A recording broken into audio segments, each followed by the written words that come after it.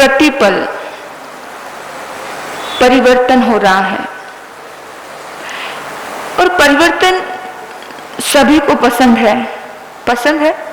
हाँ, परिवर्तन मुझे बहुत पसंद है। जितना परिवर्तन पसंद है उतना ही ध्रुव भी पसंद है। ध्रुव यानी शाश्वत। जितनी सच्चाई परिवर्तन को दी जा रही है उतनी ही सच्चाई शाश्वत को भी दी जानी चाहिए। जितना सत्य परिवर्तन होना लिखा है उतना ही सत्य शाश्वत भी है। एक सत्य है कि संत के पास दौलत नहीं है, क्या देंगे, लेकिन जितना ये सत्य है उतना ये भी सत्य है कि वो अपने जीवन से तुम्हें सब कुछ देते हैं। लेकिन एहसास करना चाहिए, एहसास आना चाहिए। जैसे बड़े प्यारी बातें थी कि मन से भी देते हो, तन से भी देते हो और जीवन से भी देते हो, पर ये एहसास होना चाहिए। भीतर में लेने का एहसास है क्या? एक बहन हमारे बीच में बैठी है, बहन शकुंतला जी, जानते हो आप, ये बहन मेरे पास आई और आकर इतना रोई तो मुझे याद आ गई कि कोई शबरी, कोई चंदन वाला, कोई ऐसी भक्ति जिस आत्मा में रही होगी वही आत्मा ऐसी रोई होगी। जानते हो, इतना रोई और कहती कि इतना समय बीत गया, मैं आपके लिए कुछ कर नहीं पाई। कैसा भाव होगा, कैसा भाव आया होगा कि इतना लेती हूं दिन भर, इतना लेकर जाती हूं हर रोज, इतना लेती हूं और मेरा कुछ कर्तव्य है, मैं आपके लिए कुछ नहीं कर पाई। तो सचमुच जब ये भाव आता है किसी गुरु के प्रति, किसी संत के प्रति, उतना ही सत्य है। तुमसे हमने सद्गुणों के पाए हैं रतन। जब हम कुछ सद्गुण पाते हैं किसी गुरु से, किसी संत से, प्रवचन के माध्यम से, तो वो भी उतना ही शाश्वत है, क्योंकि कुछ तो पा रहे हैं। इंसान, विचार कीजिए, इंसान के भीतर में एक विचार पैदा होना चाहिए कि सत्य क्या है, शाश्वत सत्य है या परिवर्तन होना सत्य है? क्या सत्य है? दोनों ही सत्य है। लेकिन जितना शाश्वत, शाश्वत यानी चेतना, जब आत्मा जागती है, जब आत्मा जागती है वो भी सत्य का भाव है। ये आंसू, ये भक्ति के आंसू शायद कोई नहीं समझ पाएगा, लेकिन भक्त हृदय और भगवान और संत और गुरु ये बात बहुत अच्छे से समझ पाएंगे। और इसी की तो आवश्यकता होती है संत और महात्मा और परमात्मा को। बाकी किसी चीज की जरूरत नहीं होती। कि देने वाला जब देता है उसका कृतज्ञ भाव से कोई स्वीकार कर रहा है कि नहीं कर रहा है, इसी की जरूरत होती है। और समझता है आत्मा जितनी सत्य है उतनी ही सत्य भक्ति है। शरीर जितना असत्य है, शरीर असत्य है, परिवर्तनशील है। बचपन के बाद जवानी, कितना बदल गया। और जो जवानी में थे आप, वो बुढ़ापे में हो क्या? देखो जरा जवानी की तस्वीर जाकर। आज आप सोचो कि परिवर्तन को आप स्वीकार करते हो क्या? परिवर्तन को स्वीकार करते हो क्या? आत्मा तो सत्य है लेकिन शरीर असत्य है, स्वीकार करते हो क्या? परिवर्तनशील है, असत्य यानी परिवर्तनशील, बदलना है। प्रतिपल सब कुछ बदलता है। आपने सोचा कि कोई आज व्यक्ति सत्ता पर आरूढ़ है, पद पे आरूढ़ है, हाँ, कोई आज व्यक्ति किसी राजा के सिंहासन पे बैठा हुआ है। जैसे राजा हरिश्चंद्र को याद कर लीजिए। एक पल था कि राजा के सिंहासन पे बैठा था, दूसरा पल क्या हुआ? शमशान में जाकर के नौकरी करनी पड़ी। लेकिन दुखी नहीं हुआ, क्योंकि उसे परिवर्तन पर भी विश्वास था और शाश्वत ध्रुव पर भी विश्वास था। कुछ चीजें इस संसार में ध्रुव होती हैं, वो कभी मिटती नहीं, जैसे भक्ति।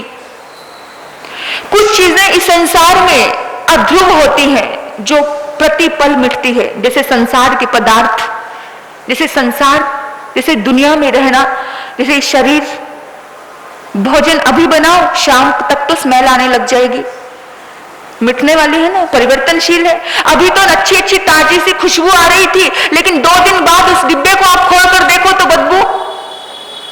किसी सब्जी को अभी अच्छे से देसी घी से बनाया और उसको ढककर 4 दिन के लिए रख दिया एक साइड में, खोलना जरा 4 दिन के बाद, अभी जो खुशबू दे रही थी क्या देने लग जाएगी।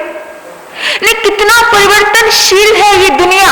जब व्यक्ति अगर इस परिवर्तन को स्वीकार कर लेता है तो व्यक्ति दुखी नहीं होता है। इस दुनिया को भी इसी तरह से देखिए जैसे वो सब्जी है, 4 दिन के बाद वो कुछ और होगी। इस बात को विचार करके सोचना, इस रिश्तों को, इस संसार को, इस दुनिया को, ये सबसे परिवर्तनशील है। लेकिन इंसान सोचता है कि ये सत्ता मेरे पास है, मैं अभी आनंद में हूं, लेकिन इंसान भविष्य की चिंता नहीं करता, भविष्य की सोचता नहीं है, भविष्य नहीं देखता कि सपोज करो ये सत्ता मेरे पास नहीं रही तो क्या तभी भी मैं आनंद की स्थिति में रहूंगा। वो अपनी तैयारी इतनी अच्छी रखिए। हमारे संत, हमारे गुरु, हमारे परमात्मा यही तो सिखा के गए कि एक समय में मेरे पास अयोध्या का पूरा राज्य मिलने वाला था, लेकिन एक पल में क्या हुआ, वनवास हो गया। तो मन की स्थिति खराब नहीं हुई, तो इस परिवर्तन को स्वीकार करने की ताकत है क्या? आज हम लोग मेडिटेशन करते हैं ना, तो हम एक वाक्य बोलते हैं कि वर्तमान में जियो। ये वाक्य समाधि के लिए बहुत अच्छा है, वर्तमान में जियो, लेकिन ये वाक्य संसार और व्यवहार के लिए अच्छा नहीं है। क्यों? वर्तमान बड़ा आनंद में है, लेकिन वर्तमान को देखकर ही आप काम करते रहे और भविष्य को नहीं देखा तो क्या होने वाला है? सब खत्म हो जाएगा। आज पैसा है और पैसे को उड़ा दिया, कल क्या करोगे? कमाई संजो के रखते हो ना।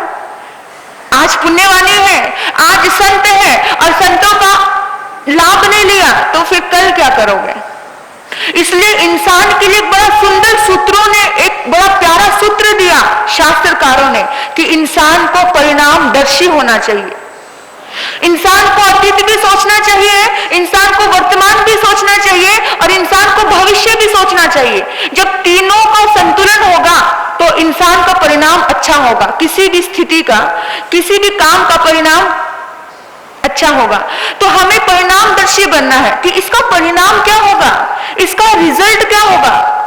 क्या हम कभी सोचते हैं कि वर्तमान का रिजल्ट क्या होगा? अपने आध्यात्मिक रूप में भी सोचिए।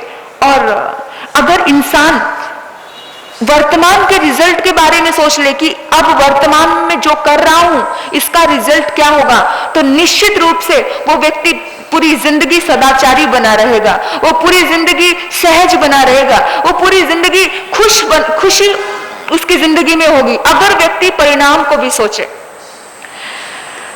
पता है, एक बार की बात है, एक बहुत बड़ा बिल्डर था और उस बिल्डर के पास एक व्यक्ति बहुत सालों से घर बनाने का काम कर रहा था, यानी कि बिल्डिंगें बनाता है, बिल्डर थोड़ी बनाते हैं ना, उसके आगे नीचे कोई ना कोई उन्होंने वर्कर्स रखे होते हैं, वो बनाने की तैयारी चल रही थी। तो उसने सोचा एक दिन बैठकर कि यार मुझे 30 साल हो गए यहाँ काम करते करते, अब बस मैं थक चुका हूँ, अब मुझे नहीं चाहिए, अब मुझे छोड़ देना है ये काम। तो जब वो जाने लगा और उसने कहा कि मुझे जाना है, अब मैं इस कॉन्ट्रैक्ट को साइन नहीं कर सकता, तो उस बिल्डर ने कहा कि ठीक है तुमने जाना है चले जाना, लेकिन बस मेरी एक बात मान लो, एक सुंदर से घर का निर्माण करके जाओ, लास्ट और आखिरी घर का निर्माण करके जाना, बना के जाना, उसके बाद मैं तुम्हें नहीं कहूंगा, जितना सुंदर तुम ये बंगला बना सकते हो अपनी पूरी शक्ति इसमें झोंक देना। अब उस बिल्डर का मन नहीं था, उस कारीगर का मन नहीं था बनाने का, वो कहते यार मुझे नहीं करना है, मुझे छोड़ना है ये काम। उसने कहा बस इतने से कहना मान लो, उसके बाद तुम चले जाना, मैं तुम्हें नहीं रोकूंगा। उसने कहा ठीक है 30 साल काम किया है, चलो आखिरी काम और कर देता हूं, क्यों। और वो करने लगा। जानते हो अनमने मन से वो काम कर रहा था और इतनी कलाएं थी उसके अंदर, इतनी ताकत थी, लेकिन वही ऐसे सीमेंट बड़ी सस्ती सी लगाई, ईंटें बड़ी सस्ती सी लगाई, ऐसे अनमने मन से किया और बनाकर के तैयार कर दिया। वो महल, वो बड़ा आलीशान बंगला बनाकर के तैयार कर दिया। और जैसे वो बिल्डर के पास आया और उसने कहा कि मैंने बना दिया है, उसने कहा जहां पना ये जो है ना, ये मेरी तरफ से आपको गिफ्ट है। क्या बोला? ये जो बंगला आपने अभी बनाया है, जब मैंने कहा था तो दुनिया का इस जिंदगी में सबसे सुंदर बंगला बना करके तुझे खड़ा करना है, ये जो बंगला है, ये तूने जो बनाया है, ये मेरी तरफ से तुझे गिफ्ट है। एकदम से धक्का लग गया, या मैंने तो इसमें सब खस्ता माल डाला है, मैंने तो अनमने मन से बनाया है, ये क्या हो गया? ये मुझे ही मिल गया। याद रखना, लौटकर कभी तुम्हारे पास आ जाए, वर्तमान में जो तुम कर रहे हो, लौटकर अगर कभी तुम्हारे पास आ जाए तो तुम्हें दुखी नहीं होना पड़े। वर्तमान में ऐसा काम करो, परिणाम देखो कि अगर ये चीज मेरे पास आ गई तो मैं दुखी तो नहीं हो जाऊंगा।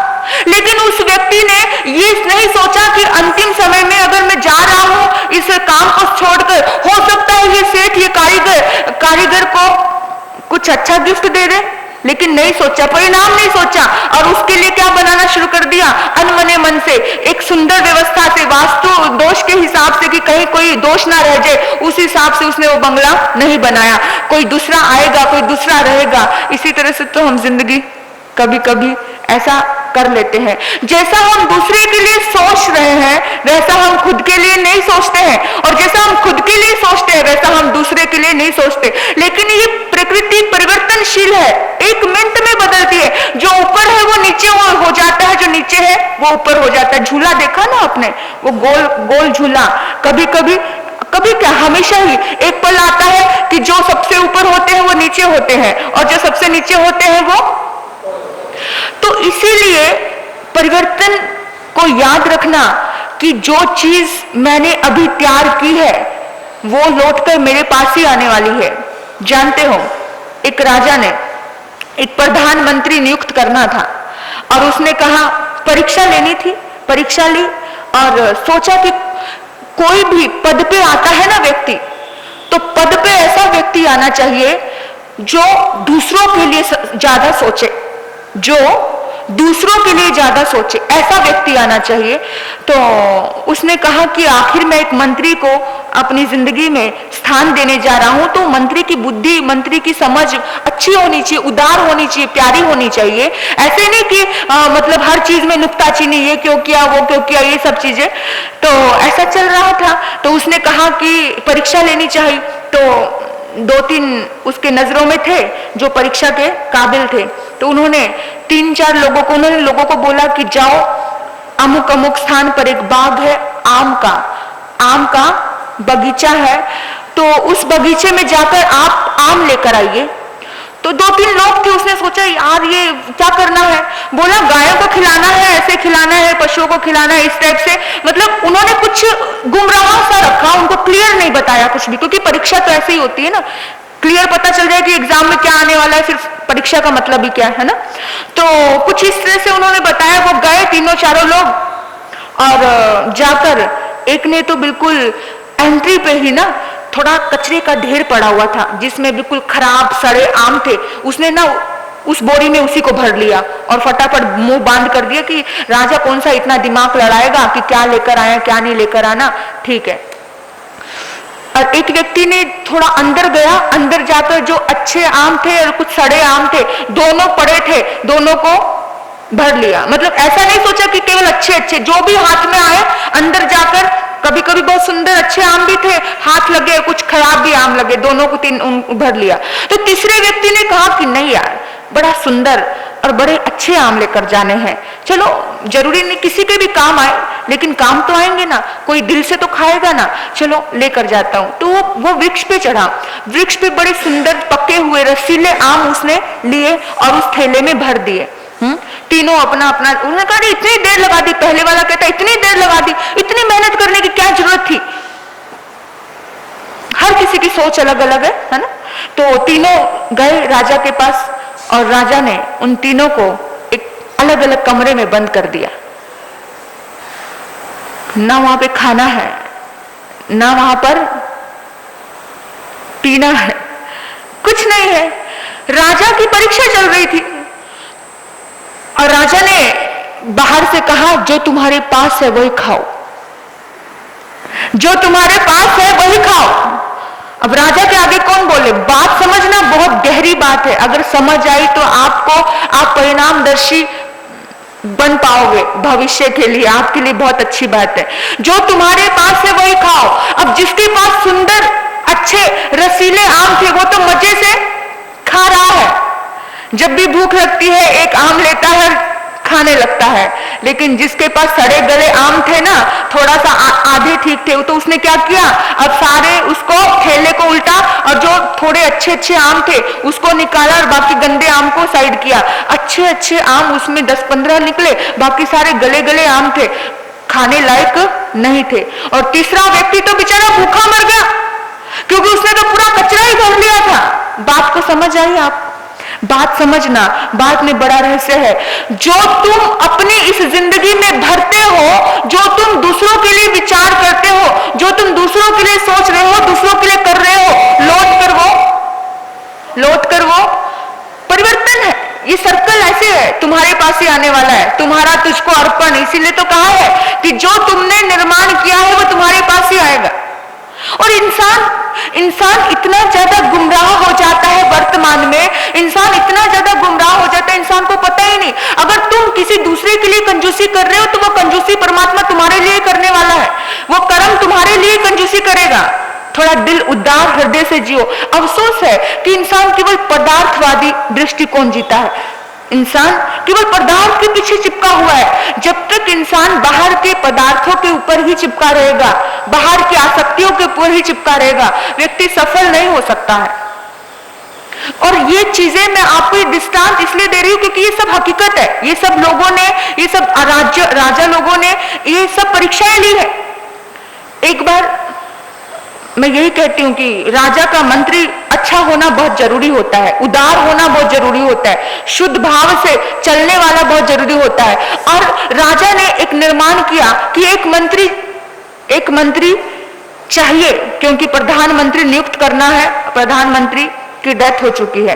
तो सबने कहा कि कोई समझदार व्यक्ति चाहिए, कोई समझदार व्यक्ति चाहिए। तो राजा ने कहा कि मैं नगर के बाहर जो मेरा महल है वहां पर मैं 4 बजे मिलूंगा। परीक्षाएं होती थी, जब आपको किसी लेवल पर परमात्मा बिठाता है ना तो आपकी परीक्षा भी लेता है। लेकिन अगर वर्तमान में आप परीक्षा में सफल नहीं हुए ना तो भविष्य आपका सफल होने वाला नहीं है। तो वर्तमान में सफल होने की कोशिश कीजिए, परिणाम देखिए कि परिणाम, ये सत्ता, ये पद, ये प्रतिष्ठा सदैव नहीं रहती है, ये आज है कल निकल जाएगी, फिर क्या करोगे? तो राजा ने नियुक्त किया उसको और जैसे ही घोषणा करवा दी सबके सामने, जो भी मंत्री परिषद था, जो भी लोग थे, जो भी सैनिक थे, जो भी कोई आना चाहे सबके लिए खुली छुट्टी है, लेकिन 4 बजे आना है। क्या बोला? 4 बजे आना है। सुबह के 4 बजे की नींद कितनी प्यारी होती है, लेकिन फिर भी सब लोग मंत्री बनने के लिए रेडी थे। यहां तो सब लड़ाई कुर्सियों की है, मंत्री बनने के लिए रेडी थे। और क्या हुआ, सब पहुंचे, सब फटाफट, कोई 3 बजे उठ गया तो कोई 2 बजे उठ गया और यात्रा करने लगा। जैसे ही वो यात्रा कर रहा था, यात्रा की स्टार्टिंग में ही इतना प्रलोभन था, क्या बाजार सजा हुआ है और सब कुछ फ्री मिल रहा है। कहीं कपड़े हैं, कहीं पर ये है, कहीं पर वो है, कहीं पे सोने चांदी की दुकानें हैं, सब फ्री है, सब फ्री। अब बहुत सारे लोग कोई कपड़ों में उलझ गए, बहुत सुंदर सुंदर खुशबू आ रही थी, यार रात से कुछ खाया नहीं, चलो अब कोई खाने में उलझ गए। ऐसे करते करते जैसे ही उस परिसर में पहुंचे और ज्यादा खूबसूरतियां बढ़ने लगी। कहीं पे डांस हो रहा है, कहीं पर कुछ हो रहा है और वो वहां अटकने लगे। लेकिन 4 बजे एक व्यक्ति पहुंच गया, ठीक 4 बजे सब लोग आए। कोई 4:15 पहुंच रहा है, कोई 4:30 पहुंच रहा है, कोई 5 बजे पहुंच रहा है। और वो व्यक्ति जानते हो कौन था? वो उस राजा का सेवक था, कर्मचारी। और जैसे ही बड़े बड़े सैनिकों ने, सेनापतियों ने, बड़े बड़े लोगों ने देखा, बड़े बड़े सेठ लोगों ने देखा, अरे तुम इसे मंत्री पद दोगे?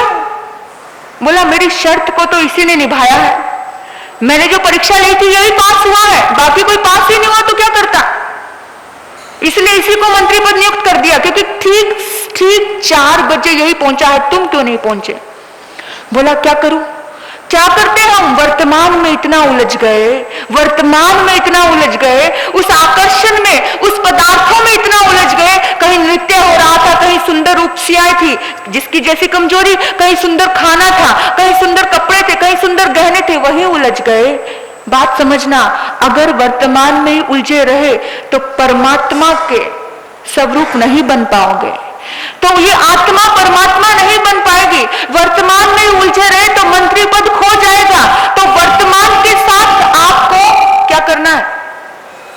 भविष्य में उस वर्तमान की क्रिया का परिणाम क्या आएगा उसका चिंतन भी करना है। क्या हम करते हैं? करते हैं कि आज जो हम कर रहे हैं परिणाम क्या होगा? जन्म मरण तो होना है। हम पदार्थ में इतना अटक गए, हम परिवर्तन की चीजों में इतना अटक गए कि हम शाश्वत को भूल गए। शाश्वत, हमारी आत्मा शाश्वत है। ये सब संसार अभी जो वर्तमान में है वो शाश्वत नहीं है। तो जो भी चीजें हमको यहाँ मिली है, कुछ इस तरह से कीजिए कि आपका परिणाम अच्छा हो। आपको पता है हमारे शास्त्रों में एक बहुत सुंदर उदाहरण आता है, जिस उदाहरण को आपने हजारों बार सुना होगा, खंडक मुनि का, है ना? आचार्य स्कंदक मुनि, जिनको कोल्लू में पीस दिया था। क्या नाम था उनका? पालक और उनके साथ वही था ना, आचार्य स्कंदक मुनि। तो जानते हो उनका वो, जब स्कंदक मुनि एक राजकुमार थे, उस टाइम की एक दुश्मनी उनके साथ चल रही थी, पालक की और उनकी। लेकिन जब पालक एक कुछ बन गया, कुछ सत्ता पे आ गया, तो उसने कुछ षड्यंत्र रचा संतों के साथ। तो संत जब उस नगरी में आए, जिस नगरी का वो मंत्री था, उस नगरी में जब आए तो उन 500 उनके साथ शिष्य थे। कितने? 500। जब 500 शिष्य थे और वो आचार्य थे, आचार्य स्कंदक मुनि, तो उनको षड्यंत्र में फंसा दिया गया कि ये राजा ये हथियार लेकर आए हैं और राजा पर आक्रमण करना चाहते हैं। तो राजा ने मंत्री को सौंप दिया कि भैया तुझे जो करना है इनके साथ कर, क्योंकि जो व्यक्ति मेरे साथ मेरे ही फेवर में नहीं है तो मैं क्या कर सकता हूं। तो अब पालक को तो मौका मिल गया उनको सजा देने का। तो जानते हो इतनी भयानक सजा दी थी जैसे गन्ने को कोल्हू में पीसा जाता है। संत बिल्कुल सच्चे थे, बिल्कुल झूठे नहीं थे। संतों के ऊपर आरोप लगाया गया था, लेकिन फिर भी पालक को तो अपना विरोध निकालना था, अपने जो भीतर में एक बदला लेने की भावना थी उसको वो करना था। और जिस टाइम में, मैं सिर्फ इतना कह रही हूं, इसकी डिटेल में मैं नहीं जा रही हूं, केवल मूल पॉइंट पे मैं आ रही हूं कि मूल पॉइंट इतना था कि उनके पास कितने शिष्य थे? 500 शिष्य थे। और सारे के सारे शिष्य को, क्योंकि नगरी का राजा अगर बहरा हो जाए, अंधा हो जाए तो कुछ नहीं हो सकता, तो सारी सजाएं किसको? राजा के हाथ में ही है न्याय और अन्याय करना। तो राजा तो मौन था, खामोश था। 500 शिष्यों को ऐसे कोल्हू में पीसा था, जैसे गन्ने को निकालते हैं ना, ऐसे उनकी पूरी बॉडी को निकाला था। 500 शिष्यों को ऐसे निकाला था। तो आचार्य ने बहुत हिम्मत रखी। आचार्य ने अपने हर शिष्य को क्या बोला? बेटा तू सिद्ध है, तू बुद्ध है, तू मुक्त है, तू राग द्वेष मत करना, तू वर्तमान को मत देखना कि तुझे कष्ट होगा, तू वर्तमान में दुखी मत होना, तू बस ये सोचना कि मैं शांत भाव से अगर इस हालत को, इस परिस्थिति को हैंडल करूंगा तो मेरा कर्म, मेरी सदगति होगी। बस शांत रहना, तू पालक के प्रति क्रोध मत करना, तू गुस्सा मत करना। हर शिष्य को आता है, आशीर्वाद देता है और हिम्मत बढ़ाता है, और हर शिष्य संथारा ग्रहण करता है और उस कोल्हू की तरफ बढ़ जाता है। ऐसे करते करते 499 संतों को मौत के गया। सोचो जरा, उस संत, उस आचार्य के सामने उसके सारे शिष्य, शिष्य कौन होता है? शिष्य अपने बच्चे के जैसा होता है, शिष्य अपने बच्चे के जैसा होता है। मौत के घाट उतार दिया। एक शिष्य, छोटा सा बाल मूली, बेचारा 10 साल का बच्चा, अब आचार्य का मन वर्तमान स्थिति को देखकर डावाडोल हो गया। वर्तमान को देखकर हम बहुत बार डावाडोल हो जाते हैं, हम परिणाम को नहीं समझ पाते, इतना डावाडोल हो गया। उसने कहा, पालक, तेरे आगे हाथ जोड़कर विनती है, तूने मेरे इतने सारे शिष्यों को मौत के घाट उतार दिया रे। बेजुबान बेचारे, एक शब्द नहीं बोले, एक वाक्य नहीं बोले, तूने इतना बड़ा गलत कर्म कर दिया। तू शायद नहीं जानता कि कितना पाप तूने कमाया है, लेकिन फिर भी मैं तुझे माफ करता हूं, मैं तुझे कुछ नहीं कहता। मैं सिर्फ इतना कहता हूं कि पालक, ये शिष्य बेचारा बड़ा छोटा है, ये मेरे लिए आया है, संसार इसने त्यागा है, मैं ही इसका रक्षक हूं। पालक, इस बच्चे को मत मार, इस बच्चे को पहले मत मार। अगर तुझे मारना है तो पहले मुझे मार, पहले मुझे कोलू में पीस दे। मैं इसको अपनी आंखों के सामने इस कोलू में पीलता हुआ नहीं दे सकता। पालक, इसको छोड़ दे, इसको बाद में मारना, तू मुझे मार। पालक, अच्छा, तो तेरी दुखती हुई रग तो यही है। तूने जो युवराज अवस्था में तूने जो मेरे साथ विवाद किए थे, तूने जो तर्क किया था, तूने शास्त्रों में मुझे हरा दिया था, सबके सामने मुझे लज्जित किया था, अब तो परिणाम तुझे भुगतना ही पड़ेगा। हालांकि आचार्य स्कंदक के मन में कोई ऐसी भावना थी नहीं कि मुझे किसी को हराना है, वो तो सहज रूप से हो गया। लेकिन कभी कभी प्रतिपक्षी ऐसे खड़े हो जाते हैं, उस टाइम में भी हमको बहुत संभाव से, शांत भाव से हमको रहना चाहिए, क्योंकि पता नहीं भविष्य कैसा होगा। और जब वो भविष्य जो उसके सामने आया, आचार्य स्कंदक के सामने, देखो कौन है, हम माता पिता किसको बोलते हैं? इस जनता को बोलते हैं। पहले एक राजा थे, वही प्रजा पालक थे, लेकिन जब वो नहीं समझे तो कौन था संतों का? सोचना कि पूरी नगरी में ये चल रहा है, किसी को कुछ खबर नहीं, नगरी के बाहर ये सब किया जा रहा है। वो राजा, वो पालक, वो मंत्री कहता है, दुष्ट, तेरे से यही बदला लेने का अवसर है, और उठाया उस बच्चे को। बच्चा जानते हो क्या बोलता है? बच्चा कहता है, गुरुदेव आप ही तो बोलते हो परिणामदर्शी बनो, परिणाम बड़ा अच्छा आएगा गुरुदेव, आप चिंता मत करो, मेरी आत्मा तो अजर अमर है। अगर कोई मुझे मारता है, अगर कोई मुझे गाली देता है, अगर कोई मुझे नीचा दिखा रहा है, आपको बता रही हूं कि उस टाइम यही सोचना कि मेरी आत्मा शुद्ध है, मेरी आत्मा बुद्ध है, मेरी आत्मा को कुछ फर्क नहीं पड़ रहा, ये शरीर तो परिवर्तनशील है, बदलने वाला है, तो ये व्यक्ति भी बदल जाएगा, ये आज गलत बोल रहा है, ये अच्छा भी बोलने लग जाएगा, मैं क्यों दुखी हूं? परिणाम सोचिए। लेकिन शिष्य बार बार समझाता है, गुरुदेव आप चिंता मत करो, गुरुदेव आप बुरा मत मानिए, गुरुदेव आप संभाव में रहिए। शिष्य समझाता है, लेकिन गुरु का अंतर मानस डावाडोल हो जाता है, इतना डावाडोल, उस शिष्य को, कोमल से बच्चे को उस कोलू में इस तरह से पीसता है। वो आचार्य उस पालक के सामने पैर पकड़ते हैं, पालक तेरे आगे हाथ जोड़ता हूं, पालक मेरा नियम है अहिंसा पालन करने का, मैं तेरे ऊपर प्रहार नहीं कर सकता, पालक मेरे बच्चे को मत मार, पालक मत। सुनता, बड़ा जोर से हंसता है और उस कोलू में डाल देता है, तड़ करके पूरी की पूरी हड्डियां पिस जाती है, खत्म हो जाता है। और इतना भीतर का जो स्थिति है वो बिगड़ जाती है।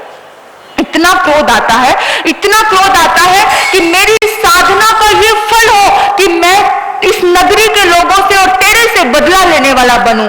वो आचार्य, उसकी इतनी साधना थी, अगर वो वर्तमान स्थिति को में संभल जाते तो सिद्ध, बुद्ध और मुक्त हो सकते थे, लेकिन वर्तमान स्थिति को नहीं समझे और परिणाम को भी नहीं समझे और वो शांत भी नहीं रहे, और उसका परिणाम क्या होता है? वो मर करके वाण यंत्र अग्नि कुमार देवता बनते हैं। और जैसे ही अग्नि कुमार देवता बनते हैं, जिस साधना से वो शाश्वत सुख प्राप्त कर सकते थे, आपके पास भी ये साधना है, मनुष्य की साधना। आप चाहो तो अनंत सुख प्राप्त कर सकते हो, यानी कमाई कर सकते हो, कुछ अच्छा करके, कुछ प्यारा करके, कुछ पवित्र करके, कुछ अच्छे कर्मों का संजो सकते हो।